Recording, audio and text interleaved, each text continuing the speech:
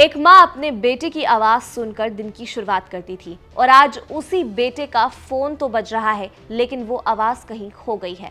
अहमदाबाद विमान हादसे ने न जाने कितने घरों की रोशनी बुझा दी है, लेकिन कुछ घर ऐसे भी हैं जहां उम्मीद की लौ अब भी टिमटिमा रही है। एयर इंडिया के कैबिन क्रू दीपक पाठक ने जैसे ही अपनी मां को गुड मॉर्निंग कहा, किसी ने नहीं सोचा था कि ये आखिरी बार होगा जब वो उनसे बात करेंगी। अब फोन तो बजता है लेकिन जवाब नहीं आता, और इस बजती हुई रिंग में एक माँ, एक बहन, एक परिवार अपनी सांसें रोके बैठा है कि शायद चमत्कार हो जाए, शायद वो दरवाजे पर खड़ा हो जाए, शायद ये सब एक डरावना सपना बन जाए।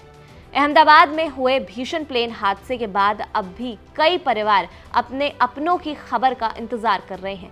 ऐसे ही एक परिवार है थाने के दीपक पाठक का। दीपक पिछले 11 साल से एयर इंडिया में कैबिन क्रू थे और गुरुवार 12 जून 2025 को लंदन जा रही फ्लाइट AI 171 में सवार थे। हादसे के कुछ देर पहले उन्होंने अपनी मां को फोन कर रोज की तरह गुड मॉर्निंग कहा था, लेकिन इसके बाद से उनका कोई पता नहीं चला।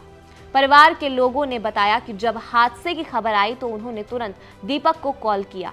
फोन बजता रहा पर किसी ने उठाया नहीं। इसी एक रिंगटोन ने घर वालों को अब तक उम्मीद से जोड़ रखा है।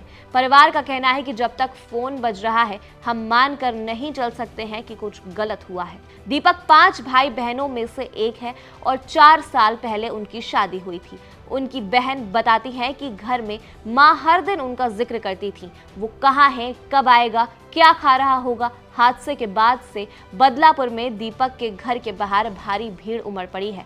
रिश्तेदार, पड़ोसी, दोस्त सभी बस यही दुआ कर रहे हैं कि कोई चमत्कार हो जाए और दीपक सही सलामत मिल जाए। वहीं इस विमान को उड़ा रहे पायलट कैप्टन सुमित सब्रवाल के पवई स्थित घर में भी मातम पसरा है। 88 साल के उनके पिता को सांत्वना देने खुद विधायक पहुंच गए।